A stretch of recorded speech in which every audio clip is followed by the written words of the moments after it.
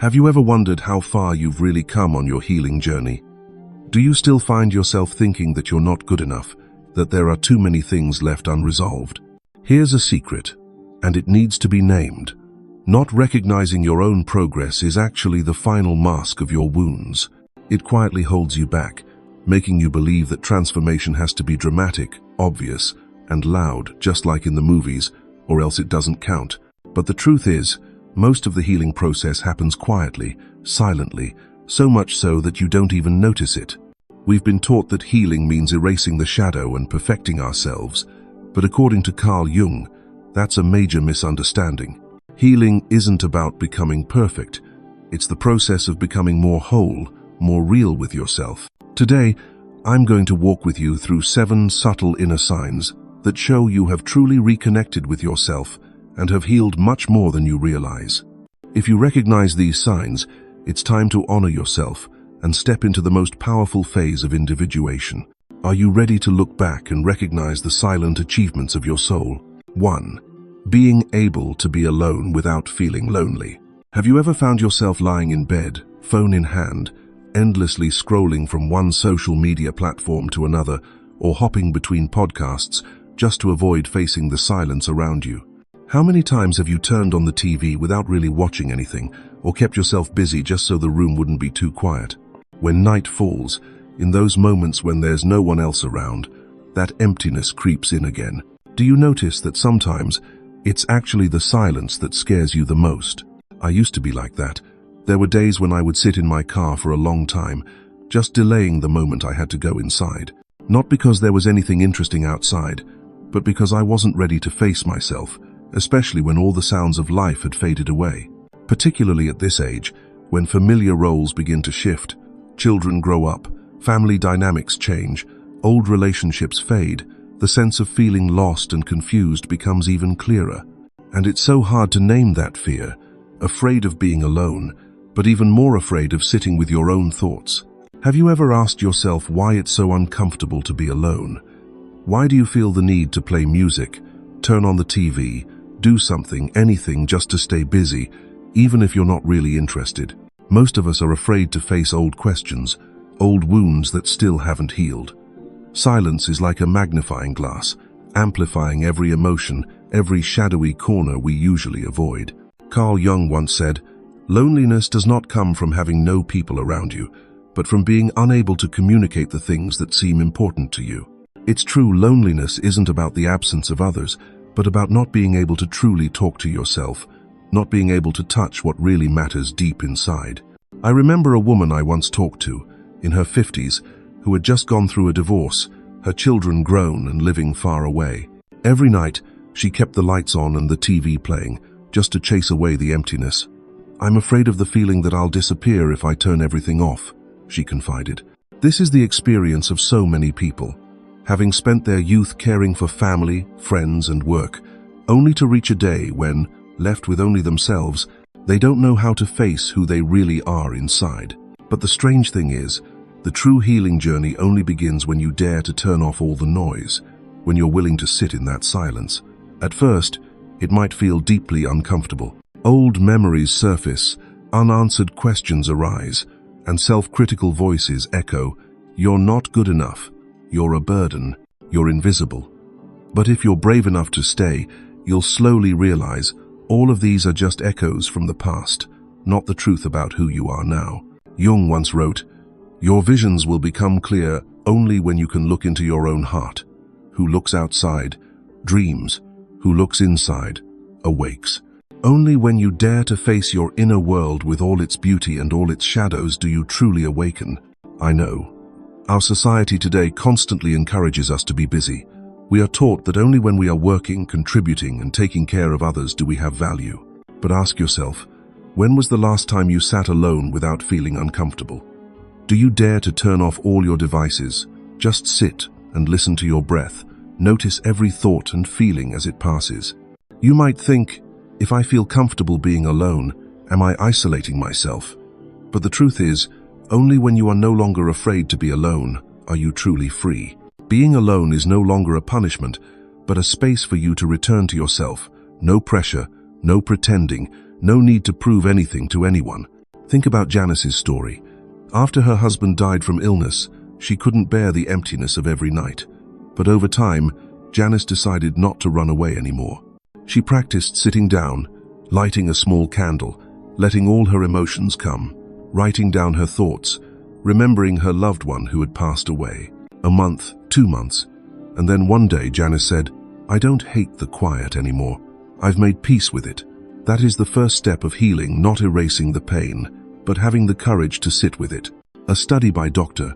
Ami Rokach, 2014, showed that those who learn how to befriend aloneness are the ones with the greatest ability to recover emotionally and the deepest sense of peace, even more than those who only chase after social relationships.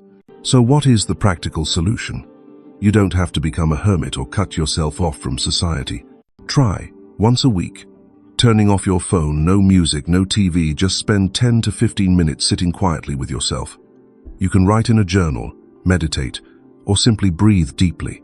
Don't force yourself to feel happy, and don't rush to find instant peace. Be patient, a little bit each day. Healing doesn't come from avoiding loneliness, but from befriending it. The first time might feel empty, uncomfortable, but the more you try, the more you'll realize it's not that the world is too vast, but that you haven't listened to yourself in so long. Jung once emphasized, the most terrifying thing is to accept oneself completely. That is the greatest challenge, but also the greatest gift you can give yourself, the ability to be alone without feeling lonely. When you become your own companion, even if every door out there closes, you still have an inner world to come home to. If tonight you try turning off all the noise and sit quietly in your room, what will you hear inside yourself? What part of you will you see, one that you've always avoided? And do you have enough courage to take the first steps in becoming your own friend?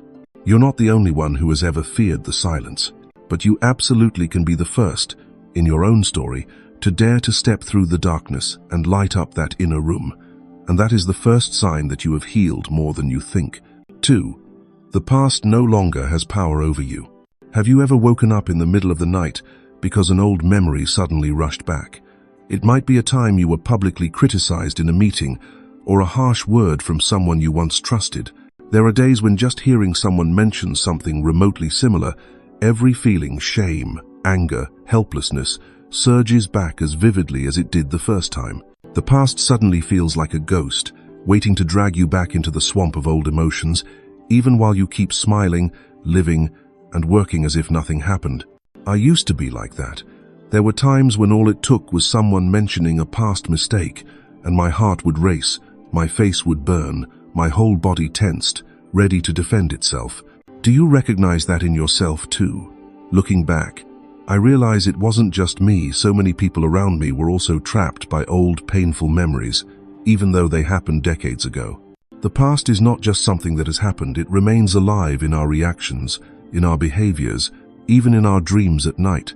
But then, at a certain point, I realized that a remark that once kept me up at night now just feels like a fleeting sensation. In the past, if someone criticized me, I felt stripped bare in front of the world. Now, I can stand there, listen to the whole story, notice my breath, observe the mild discomfort rise, and then settle. I still remember the old story, but the emotions no longer sweep me away like an undertow. The past is still there, but it no longer holds the reins. Carl Jung once wrote, "I am not what happened to me, I am what I choose to become." Perhaps this is one of the most liberating statements of all. We are not the result of our wounds or failures from the past. We are our choices in the present, our ability to transform and grow from those very memories. Let me tell you a real-life story. Frank, a man in his 50s who used to work in finance, always carried the shame of a big failure he experienced at the age of 30. Every time he faced pressure at work, just a gentle reminder of risk or mistake would make Frank feel suffocated, as if he were reliving that failure all over again. He avoided leadership roles, only took on safe tasks, because he was afraid the past would repeat itself. But then, after years of therapy, journaling, and learning how to face his old wounds, Frank shared, "One day, I realized I could talk about my failure without feeling ashamed anymore. I could even share that experience with younger colleagues and no longer felt that choking in my chest." That is the sign of deep healing. When you can talk about what has happened as a lesson, not a life sentence. When you can tell your story, and tears might still fall, but they no longer taste bitter with fear. Instead, they have the sweetness of liberation. Another example I want to mention is Helen, a woman who was betrayed by a loved one at 40. Every time friends brought up trust, Helen withdrew, closed herself off, always keeping her distance. But through years of practicing mindfulness, writing unsent letters to her past, and having conversations with her own pain, Helen realized, now, when someone hurts me, I know that feeling is just the echo of an old wound. I can observe it, recognize it, and then choose how to respond instead of automatically reacting. A study by Dr. Bessel van der Kolk, 2014, author of The Body Keeps the Score, has shown that emotional memories and traumatic experiences often leave marks not just in the mind, but in the body as well. The more people suppress and try to forget, the more easily memories take control through automatic reactions, even through physical symptoms like headaches, insomnia, and depression. But when people learn how to bring the past out of the unconscious into the light, face it, accept it, and integrate it into their current story, the painful reactions gradually diminish. Not because the past disappears, but because it no longer controls you. Jung called this the process of bringing wounds from the darkness of the unconscious into consciousness and integrating them into the self. At that point, you are no longer running from memories. You know exactly that they are there, but they are only a part of the overall picture, not the whole of who you are. Until you make the unconscious conscious, it will direct your life, and you will call it fate. That is why, whenever you are able to observe old emotions without being overwhelmed, you are walking the path of true freedom. So, how can you truly transform the past? No one can do this overnight. It is a whole process. Try starting by observing your strongest emotional reactions. Next time someone says something that hurts you, pause, take a deep breath, and ask yourself, whose emotion is this really? Where does it come from? Am I reacting to the present or to an old story? You can try journaling about those moments to connect the pieces of memory, or simply allow yourself to fully feel the pain when it returns, without condemning, without pushing it away. It's like stepping into a dark room, turning on a small light, and seeing everything you used to avoid. Healing is not about erasing memories. No one can forget the past. But you can choose not to let it control every reaction, every decision, every sleepless night anymore. When you dare to face, accept, and embrace all the pieces of your life, including old wounds, you will realize you have the right to write a new story. There may still be times when you remember an old word, still feel a pang in your heart when you think back. But if today you can smile at that memory, recognize it, then let it drift away like a cloud, that is the sign that you have truly grown from within. That is when you begin to live as a free person, not a prisoner of the past. You have come so far. Don't just look at the wounds that haven't healed, but acknowledge your strength in overcoming each undertow of the mind. The past once had power over you, but today you are the one deciding your direction. And that is the second sign that you have healed more than you think. 3. Living with inner paradoxes and contradictions. Have you ever found yourself loving someone deeply, yet at the same time feeling disappointed or even angry with them? Have you ever noticed yourself caught in a state where, on one hand, you feel grateful for what life has given you, but on the other hand, you can't avoid the frustration, regret, or even resentment? Have you ever started a new day with confidence in your abilities, only to find yourself moments later feeling confused, doubtful, and unsure if you are really on the right path? I know, you may have often wondered, how can I be both strong and vulnerable at the same time? How can I love someone and still feel annoyed with them? Is it just me who feels so unstable and conflicted? No, it's not just you. This is a very human part of our experience, an essential part of psychological maturity that no one can escape. One evening, I had a conversation with a friend named Linda. Linda is a woman who has experienced both joy and pain. She told me, I'm grateful to my ex-husband for the years we shared, but I'm also angry about what he did. I'm proud of my achievements, but sometimes I feel like I haven't done enough. There are times I feel strong, and other times I just want to curl up and cry. But I'm no longer ashamed of these things. Those words have stayed with me. It's a vivid image of a person who has accepted the opposing sides within herself, not fighting her inner contradictions as enemies, but seeing them as a natural part of the human journey. Carl Jung once said, "The acceptance of oneself is the essence of the whole moral problem and the epitome of a whole outlook on life."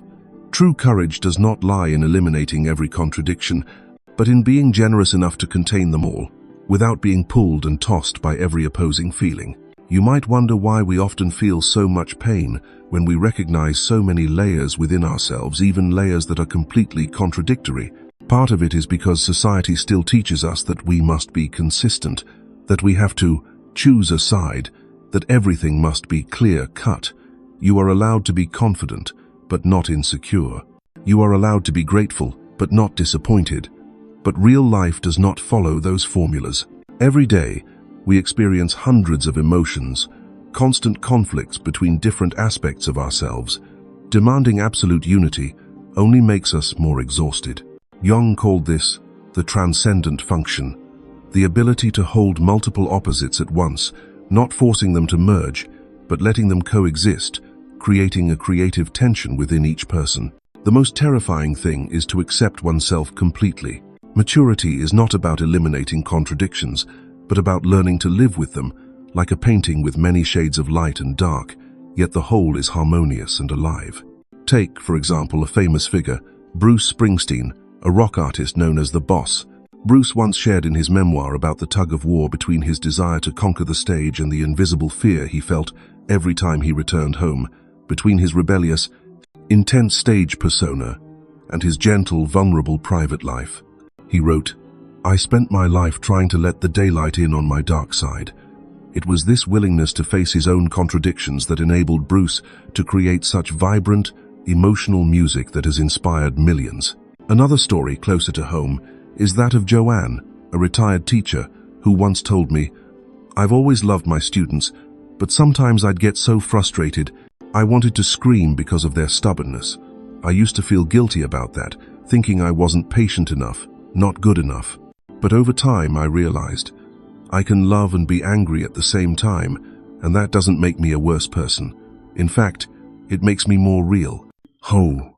Modern psychological research also shows that people who are able to accept complexity in their emotions, meaning they can feel both sad and happy, confident and doubtful, grateful and disappointed without judging themselves, tend to have greater mental stability, adaptability, and resilience in times of crisis. In a study by Kashdan and Rottenberg, 2010, Psychological Flexibility as a Fundamental Aspect of Health, the authors emphasized that psychological flexibility, or the ability to open oneself up to many emotions at once, is one of the most important predictors of recovery and sustainable growth. Do you recognize those paradoxical moments in your own life?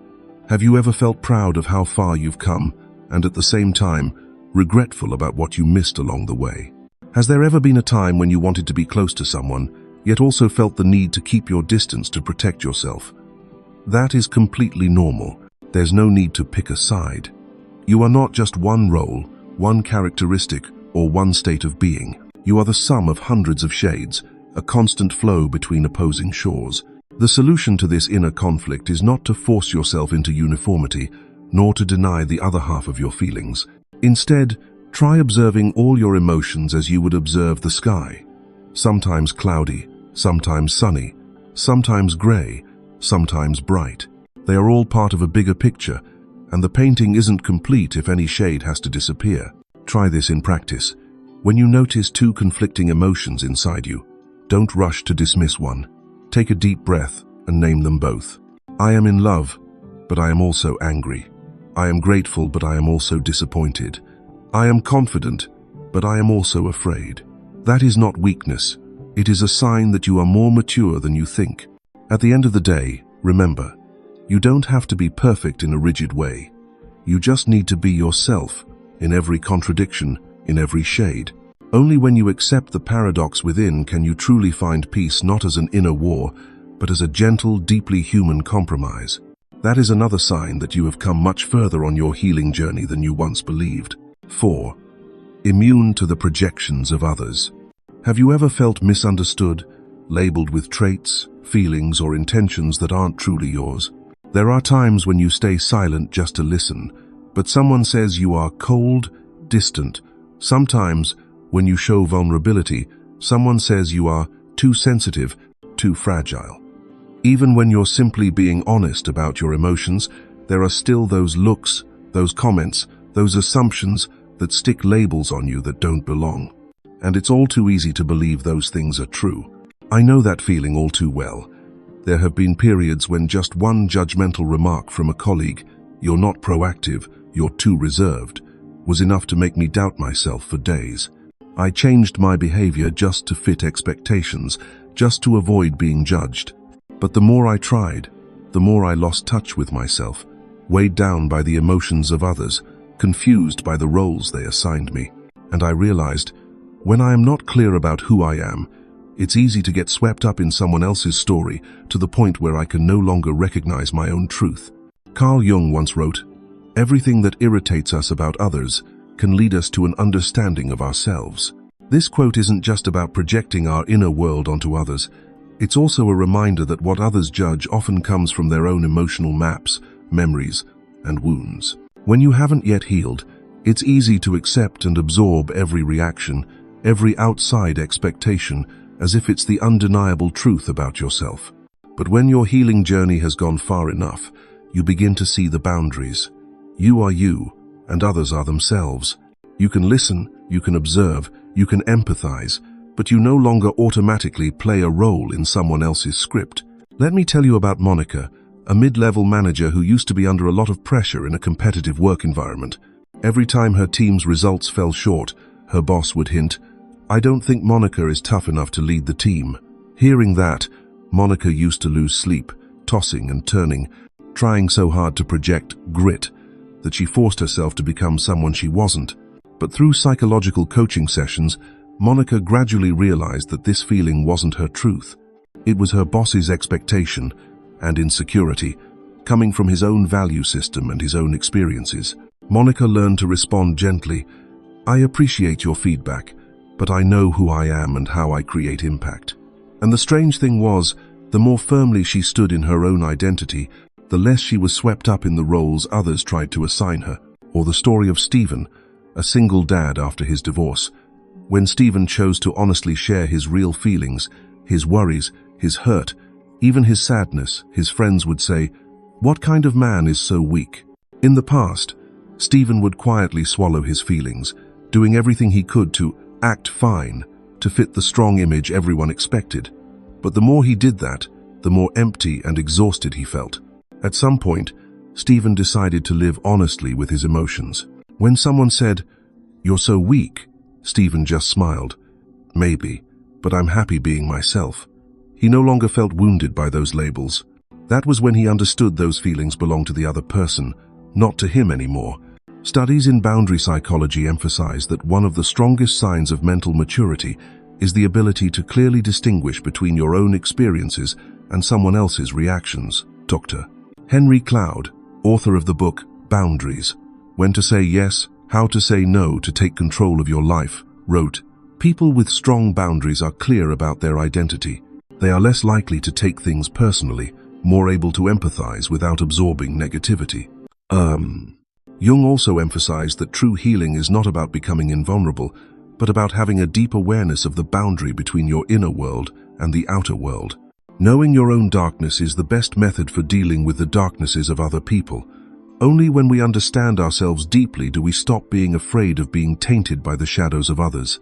If you find that you can listen to other people's judgments and opinions without feeling a storm inside, without confusion, without constantly asking yourself, "Am I really like that?"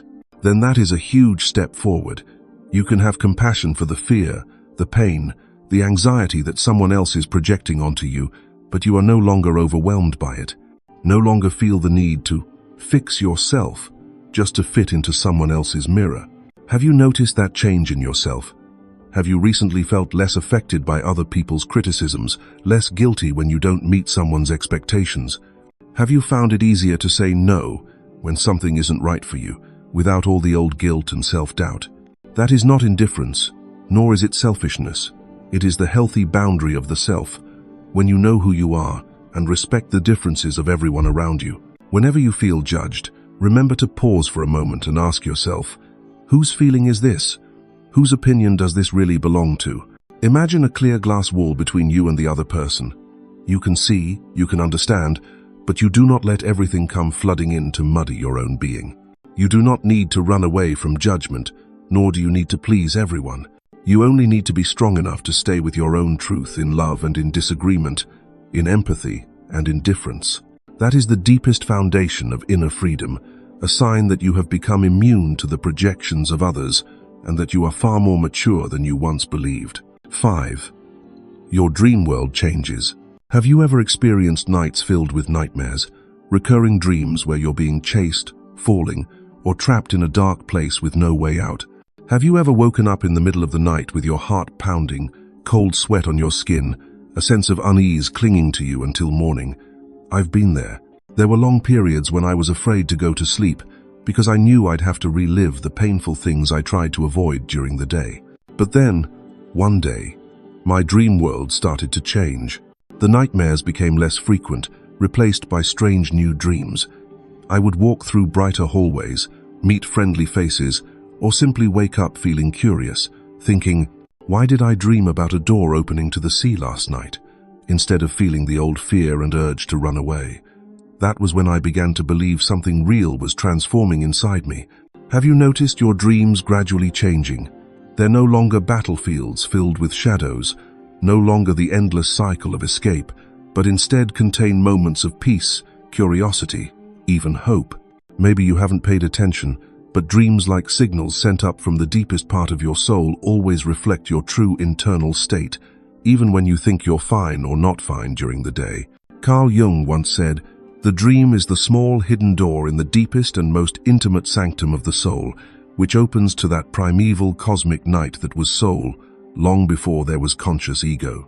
Jung believed that dreams are not just the result of fatigue, stress, or randomness, but a means of subconscious communication, a way for the deepest, most unrecognized parts of ourselves to speak up, to send messages, or to guide us toward healing. Let's take a look at a very real example. David, a doctor in his 50s, shared with me about the period after his mother passed away. For 2 whole years, he repeatedly dreamed of being lost in a dense forest, always running from something invisible behind him. He would wake up exhausted, sad, feeling as if he was carrying a heavy stone in his chest. But then, when he allowed himself to cry, to truly talk to his pain of loss, David noticed his dreams gradually changed. "I started dreaming about finding my way out of the forest, even seeing my mother again, but instead of a scene of parting, it was a warm embrace, with light streaming in," he said. "I didn't wake up in fear anymore. I knew I was healing." Or take the story of Sarah, a woman who once struggled with chronic anxiety after her divorce. In the early years, her dreams were full of nightmares being chased, falling from great heights, or standing in a crowd unable to call out to anyone. But after a period of practicing meditation, journaling her emotions, and joining a support group, Sarah said, "Gradually, I could speak in my dreams. I could name my fears. Some nights I dreamed of swimming across a wide river, but I didn't feel like I was drowning anymore. I'm not sure what changed. I just know that when I wake up, I feel lighter, as if I've been given a new chance." Research by Dr. Rosalind Cartwright, 2010, a specialist in dreams and mental health, shows that when people resolve emotional conflicts or begin to accept major life events, the quality of their dreams gradually shifts. There are fewer nightmares, more images of journeys, symbols of healing and progress. Cartwright concluded, "Dreams are not just reflections of our past trauma, but also the rehearsal space for new emotional patterns. Dreams, then, are the stage for positive movements taking place within our souls, even if our conscious mind hasn't noticed yet." Jung encouraged everyone to listen to and record their dreams, treating them like a diary for conversing with the deepest parts of themselves. Who looks outside, dreams. Who looks inside, awakes. So how can you recognize and nurture this transformation? Don't rush to expect beautiful dreams, and don't feel disappointed if old images still appear. Try placing a small notebook by your bed, and every morning write down whatever you remember: fragments, feelings, colors, images. Don't search for meaning right away. Just listen. What is your dream trying to say about your inner journey? You might ask yourself, if I still dream about negative things, does that mean I've failed? Not at all. Healing is not a straight line. There will be nights when you fall back into darkness. But notice, gradually, a door of light will appear, a lighter feeling upon waking, a new image that is a clear signal that your psyche is healing itself. If you ever think you're not making progress, pay attention to your dreams. When fear gradually turns into curiosity, when darkness gives way to a little light, that is undeniable progress. Dreams are not just what happens when you close your eyes, but also a map guiding you toward the light in the room of your soul. And who knows, right in those nights that feel most lonely, your dream world has been whispering, "You are changing," even if you haven't realized it yet. That is yet another sign that you are healing much more than you ever thought. 6. Accepting the darkness and all aspects of yourself. There is something strange about growing older. The more we mature, the more we must confront the darker areas within ourselves, the feelings, thoughts, and desires we once wished to hide. Have you ever sat quietly and suddenly realized just how much unspoken anger remains in you, or fleeting jealousy, or small selfish urges, or even impulses that go against the values you try so hard to uphold? Have you ever wondered, if people knew the real me, would I still be loved? I have been there too. There were years when I played the role of the kind person, the one who was always in control, gentle and soft-spoken, always trying to be good enough in everyone's eyes. But behind closed doors, there were moments when I was tired of myself, ashamed when I felt jealous, angry, or even just wanted to be rebellious and selfish without having to apologize to anyone. Those feelings I often suppressed, pushed down deep, thinking that if I just denied them, they would disappear. But in reality, the more I tried to suppress them, the tighter they clung to me, making me more anxious, heavier inside, and further from real peace. Carl Jung once said something I will never forget. One does not become enlightened by imagining figures of light, but by making the darkness conscious. Do you understand? Growing, healing, it's not about pretending to be all light, all goodness. It's when you dare to look at the darkness within yourself, to recognize it and bring it into the light of your awareness, not to judge, but to accept. Only then can you truly be free.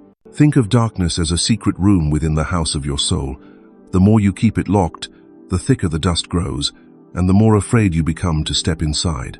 But only when you dare to open the door and light a small lamp do you realize that inside there isn't just garbage, but forgotten treasures, strength, creativity, the ability to protect yourself, and even the simple joy of living. Let me tell you a true story. Susan David, a renowned psychologist and author of Emotional Agility, once shared in a TED Talk about her own journey of accepting her darkness. As a child, Susan lost her father to cancer. She learned to suppress her pain, always acting strong, independent, and okay on the outside, more than she really felt inside. Years later, Susan found herself exhausted, emotionally depleted, unable to explain why she always felt like something was missing within her. Only when she began to face her pain, allowing herself to cry, to feel angry, selfish, and jealous, did she realize she was a whole human being. Susan wrote, "Negative emotions are a part of being human. When I stopped fighting them, I rediscovered strength, creativity, and compassion for myself and for others." From accepting her darkness, Susan built the Emotional Agility method, helping millions around the world learn how to converse with every aspect of themselves, without exclusion, without shame. Or think of Dwayne "The Rock" Johnson. On the outside, he is the image of success, optimism, and strength. Yet he himself once shared, "I found that with depression, one of the most important things you could realize is that you're not alone." In moments of despair, self-doubt, and anger toward himself, he once felt ashamed, believing these were signs of weakness. It was only when he dared to speak out, to accept that he had failed, been sad, been jealous, and lost his way, that he began to feel lighter, transforming pain into motivation for training, creativity, and connection with others. Johnson admits that it was precisely by stepping into the darkness that he found the strength to become an inspiration for millions. Jung believed that the shadow is not merely a place where we hide what is negative, but it is also a source of life, an untapped energy. The shadow is a moral problem that challenges the whole ego, personality, for no one can become conscious of the shadow without considerable moral effort. This process is not easy, because it requires us to courageously face even the ugliest parts, the dark sides that society teaches us to reject. But when you stop fighting yourself, you open a door to freedom, no longer haunted by the need to be better, no longer feeling ashamed for having the most human of emotions. Have you noticed that the older we get, the more we see contradictions within ourselves? Generosity and selfishness, compassion and sometimes harshness, moments full of energy, other times when you just want to give up. In the past, you might have rushed to push those parts away, trying to prove to yourself and to the world, I'm not selfish, I'm not jealous, I'm always in control. But as your healing journey goes deeper, you gradually realize, yes, I am. As selfish as anyone, I have been jealous, I have failed, but I still deserve love and respect, even from myself. Z. Research by Brené Brown, professor at the University of Houston and a leading expert on vulnerability and courage, shows that people who dare to accept their imperfect parts, who can talk about failure, shame, and anger, are better able to build deep relationships, show greater compassion for others, and feel much happier and freer than those who always try to keep up a perfect facade. Brené emphasizes, vulnerability is the birthplace of innovation, creativity, and change. When you dare to be honest with yourself, all that repressed energy becomes life force, creativity, and the ability to set healthy boundaries and protect yourself. You might ask yourself, but how can I dare to face my shadow? How can I stop feeling guilty when my flaws are revealed? Don't force yourself to be brave all at once. Start by simply acknowledging a small emotion. Today, I felt jealous. I was a little selfish when I refused that request. I am angry. Instead of criticizing yourself, gently remind yourself, this is also a part of me. Emotions are only one part. They do not define your entire being. When you dare to look into your shadow, something miraculous happens. You suddenly feel you can breathe easier, become more compassionate with yourself and with others. You no longer need to hide, no longer fear that others will discover your bad side, nor feel you must be better to deserve love. You will have a deeper understanding of those around you, more easily empathizing with their mistakes, weaknesses, and imperfections because you have traveled that road within yourself. Here's a practice for you. Try writing a letter to your shadow. Name the emotions you have rejected: anger, selfishness, competitiveness, weakness, desire. Write a few lines to them. Thank you for existing, for reminding me that I am human. I no longer want to push you down to the basement. I will listen, but I will also choose to act in accordance with my values. Or, when you notice a negative emotion rising, try placing your hand over your heart and saying, this is also me, but I won't let this feeling control me. I will just listen, learn, and move forward. Carl Jung once emphasized, until you make the unconscious conscious, it will direct your life and you will call it fate. When you are still denying your shadow, it will control you unconsciously. You become angry without understanding why. You feel jealousy, resentment, or even harm yourself without being able to explain it. But when you dare to name it, to have a dialogue with it, the shadow loses its power. It becomes a source of energy, strength, creativity, self-protection, and compassion that you never knew you had. True healing is not about erasing the bad parts, but about befriending them so that they become your allies instead of your enemies on the journey of life. This is a long, quiet process, but it is also filled with freedom and joy.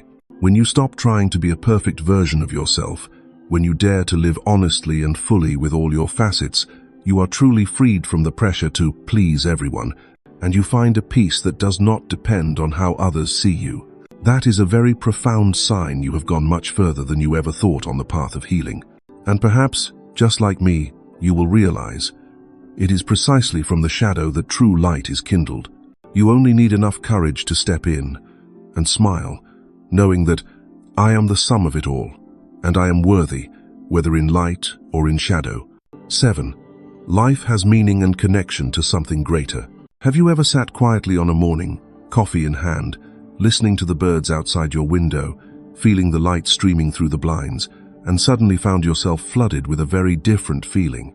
A clear awareness that you are present, you are alive, and this very moment is meaningful in itself, needing nothing greater. Maybe it's when you cook with your children, walk your dog down a quiet street, or simply pause a little longer over a fallen yellow leaf, and suddenly you feel connected to everything around you, not just a small I with all its worries, but as part of something larger, silent, steady, and at peace.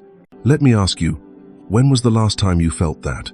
Not the feeling of having to accomplish a lot, not the pressure of must succeed, must be better than yesterday, but pure presence, deep satisfaction in each ordinary moment, even if it's just a hug from a loved one, the glance of your cat, the sweetness of an apple. This is one of the deepest signs of healing that many people do not even notice. When life starts to have meaning, for no reason, not because of achievement, but simply for itself. Carl Jung once said, "The least of things with a meaning is worth more in life than the greatest of things without it." This quote is like a quiet nod to every simple yet meaningful moment you are experiencing. Jung believed that the more mature our souls become, the deeper we go on the journey of individuation, the more we realize meaning is not found outside, not dependent on others' recognition or judgment. Meaning arises from connection to yourself, to your loved ones, to nature, to community, even to something metaphysical beyond the personal self. Let's look at the story of Maya Angelou, the renowned poet and social activist who endured trauma, discrimination, violence, and loss in her life. Angelou has a memoir recounting the time she lived in poverty, deeply wounded, yet found immense meaning in the smallest moments, helping a neighbor, hearing singing from a church, or sitting by the fire with loved ones. It was in moments that seemed most desperate that she realized she was part of something larger, a current of history, of community, of life that never stops flowing. Angelou once wrote, "I have found that among its other benefits, giving liberates the soul of the giver." Now, giving, connection, meaning these are no longer distant ideals, but daily experiences that quietly guided her out of pain, allowing her to live a life that is not only meaningful for herself, but also inspires millions of others. Another example, let's look at the life of Jon Kabat-Zinn, the father of modern mindfulness. In an interview with the New York Times, Kabat-Zinn spoke about a period when he was deeply immersed in anxiety, stress, the feeling of being trapped in an endless cycle of achievement and expectations. But then, through moments of quiet sitting, practicing presence with each breath, he realized, wherever you go, there you are. Meaning doesn't come from gaining more, but from deeply connecting with the present experience. The more he practiced, the less alone Kabat-Zinn felt. He was no longer a victim of circumstances, but someone who actively chose how to live, feel, and share. That sense of connection spread from himself to his family, to the community, and onto his work and larger ideals. Research by Emily Esfahani Smith, 2017, author of The Power of Meaning, Finding Fulfillment in a World Obsessed with Happiness, points out that people who find meaning through connection, service, creativity, or faith in something beyond the personal self tend to live longer, are less depressed, and experience more lasting happiness than those who simply chase fleeting pleasures. Smith affirms, the search for meaning is not a destination, but an ongoing journey of becoming. Jung also once emphasized the power of this experience of connection. A human being would certainly not grow to be 70 or 80 years old if this longevity had no meaning for the species. The afternoon of human life must also have a significance of its own, and cannot be merely a pitiful appendage to the morning of life. Ormi, do you notice that as you mature, the simplest experiences seem to hold deeper meaning? An afternoon spent watching the rain, a day arranging your own drawers, a silent moment with a loved one, or the feeling of participating in a community activity, contributing to something beyond your personal benefit. You no longer see yourself as a victim of fate, no longer revolve around the question, what must I do to be better? But gradually shift to, how can I connect, contribute to this life? That transformation is a sign of a soul that has matured, that has healed. Try to remember, in those years of crisis, when everything felt chaotic, you were easily lost, directionless, seeing life as meaningless, a series of repetitive days. But the deeper you go into your inner journey, the more you are moved by the smallest beauty, the more easily you are content with simplicity, and you begin to feel gratitude. You sense yourself as part of a bigger picture, not the center, but an indispensable brushstroke. Every day, try to spend 5 minutes writing down 3 small things you feel grateful for, that feel meaningful, even if it's just the song of a bird, a caring text message, or a cool drink of water when you're thirsty. If you can, participate in a community activity, charity, sharing, or connecting not to earn merit, but to experience yourself as a link in the vast web of life. This is a small exercise to help you return to true meaning. You might ask, if there's nothing good in my circumstances, how can I find meaning? Remember, meaning is not something you have to create, but something you learn to notice, to welcome. Sometimes, meaning can begin simply by asking yourself, what small part am I contributing to whom, or to what, beyond my own self? Carl Jung also reminds us, the privilege of a lifetime is to become who you truly are. The more you understand who you are, the more you dare to live authentically with every emotion, success and failure, light and shadow. The more you realize that this life always has meaning, always offers opportunities to connect, to give, to become part of something greater than yourself. And one day, you will realize that what you truly seek is not achievement, fame, or fleeting satisfaction, but the sense of belonging, of living fully, and of making your own small contribution to the great flow of life. The journey of individuation, as Jung called it, is not a race to become someone different, but a process of returning to your true essence, and from there, opening out to the world to live for yourself, to live with others, to live for others. That is when you are no longer lonely, even when alone, no longer feel meaningless, even when nothing special is happening. You are living, and your life with all its ordinariness, imperfections, difficulties, and simple joys has always had meaning, and that is the deepest proof that you have healed more than you ever thought. Awakening the value of leaving a personal legacy. So, after you have healed, after your journey of individuation gradually settles into peace, what will truly remain for this world? When a quiet day drifts by, when your children are grown, friends become fewer, work is just a tool, when awards, possessions, and certificates no longer move your heart, what truly endures? It is not what you own, but the energy, influence, wisdom, and love that you have given. That is your personal legacy, the thing that stays after we move on. I think of those peaceful moments at the end of the day, when you turn off your phone, look back on your day, and suddenly ask yourself, if tomorrow I were no longer here, what would remain? Who will carry something from me? That question is not just for the famous, the wealthy, or the powerful. It's a question that anyone who has weathered a few storms in life will feel more and more compelled to ask, especially as your heart gradually finds peace with old wounds. To me, legacy is not about assets, titles, or achievements in society. Legacy is a spiritual mark, the seeds you plant no matter how small in the soul of another person. It might be a real-life story you shared with your child, the hand you offered a friend during hard times, the moment you quietly forgave someone, or the example of living authentically that someone else once looked to in order to find themselves again. Legacy is something anyone can leave behind, no matter who you are, no matter how small you think you may be. Carl Jung once said, "The meeting of two personalities is like the contact of two chemical substances. If there is any reaction, both are transformed." You never know how a word, a gesture, or simply your presence might change someone else. That is why people who have deeply healed naturally gravitate toward giving back, toward influence, toward contributing at any scale. Legacy is not just about material things. There is a common misconception that legacy is something grand, belonging to the masses or to history.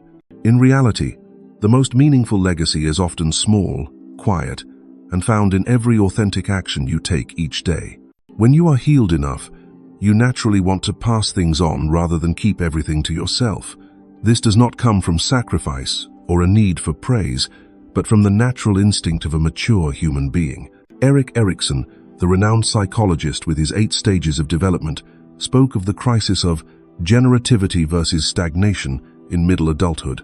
According to Erikson, this is the stage when our greatest need is no longer to master ourselves, but to leave something for the next generation, even if it's just through the smallest impact. When a person is unable to create value or leave a mark, they are engulfed by a sense of meaninglessness and emptiness, losing their motivation to live. Let's look at the story of Bill Gates. After building Microsoft, he could have stopped there and enjoyed the wealth and achievements for himself. But instead, he chose a path of contribution, founding the Bill and Melinda Gates Foundation, focusing on education, healthcare, and global poverty relief. Gates once shared in an interview, "I believe that with great wealth comes great responsibility, a responsibility to give back to society."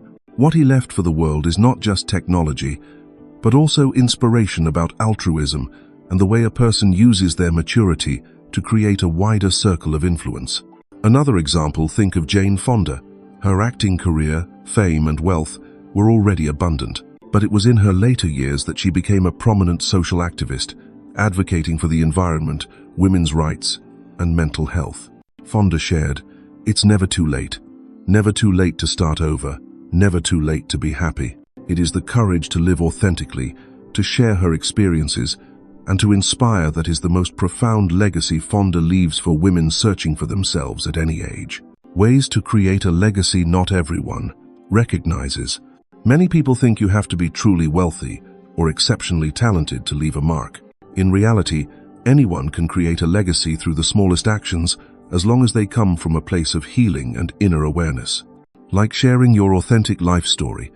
When you dare to speak about your old wounds, about your self-healing journey, you open a door for someone else to face themselves. Research by sociologist Brené Brown shows that those who share about their vulnerabilities and their journey of overcoming are far more likely to inspire others than any dazzling speech. Choosing to be a mentor or simply someone who listens. No one needs you to be a psychological expert. Sometimes, just your presence, a friend, a grandparent, a colleague, ready to listen to someone's struggles without judgment, is enough to plant the seeds of healing value. Trying to build a small community. You could start a healthy habit in your family, create a book club, a morning walking group, or a weekly emotional sharing circle. Sometimes, a single healthy routine, a safe space you establish, becomes a significant legacy for future generations. Always record your life lessons. Write journals, record podcasts, make videos, send letters to your children or grandchildren. The lessons, stories, and awakenings you have today may one day serve as a small guiding light for someone else. Volunteer, contribute. You don't have to be Bill Gates. Sometimes, spending a few hours each month at a community center, supporting children, the elderly, teaching, or sharing skills is precisely how you plant seeds of value that no amount of money can replace. Personal legacy. It doesn't need to be grand, just genuine. There is a big misconception that a legacy must be grand, that it has to save the world to be meaningful. But the deepest legacies often come from living authentically, from the courage to walk through the darkness and return to share your light with someone else. The most beautiful legacy is the spreading of healing energy, understanding, kindness, and courage to anyone who passes through your life. Do you remember Carl Jung's words? "You are not what happened to you, you are what you choose to become." Your legacy is exactly that. The choice you make every day, the choice to live authentically, to love, to share positive energy with the world. So, tomorrow, what will you choose to leave behind? When you have completed your healing journey, when your heart is less tormented by the past, when you know how to forgive, to be compassionate, and to live in the present, ask yourself, if today I am more at peace with myself, what will I leave for the world tomorrow? Who will receive the seeds I once sowed? Maybe it will be a grandchild, an old friend, a young colleague, or simply someone who once heard your story. True legacy does not need to be famous. It doesn't need your name carved in stone. Real legacy is the warm light you give to someone just when they need it. The feeling that they learned something from you that helps them live better, braver, more fully. If there is anything that makes me believe in the profound meaning of the healing journey, it is this ability to leave behind your personal imprint. You do not live just for yourself, but pass on goodness to the flow of life. And that is the most beautiful way to say thank you to yourself, to what you have overcome, to everyone who has, is, and will pass through your life. Are you ready to sow those little seeds today? Begin, even with the smallest act, and know that your true legacy has already begun within you, right in this very moment. My friend, now you've seen those 7 clear signs. If you find yourself able to be alone, without feeling lonely, or living with your inner contradictions in peace, then congratulations, you have healed far more than you ever thought. Remember, these are not achievements you must strive for, but the natural result of your brave return to your true self. The key is this: you don't need anyone to approve of you. You are the light of your own soul. See these signs as the lighthouse you've lit within yourself. You are no longer the one being chosen, because you have chosen to be yourself. Allow yourself to recognize and cherish every small transformation.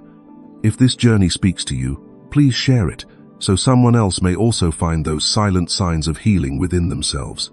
And I want to leave you with one question. Are you ready to step into the next chapter of wholeness? Subscribe to the channel and turn on notifications today so we can continue to explore this journey even more deeply, together.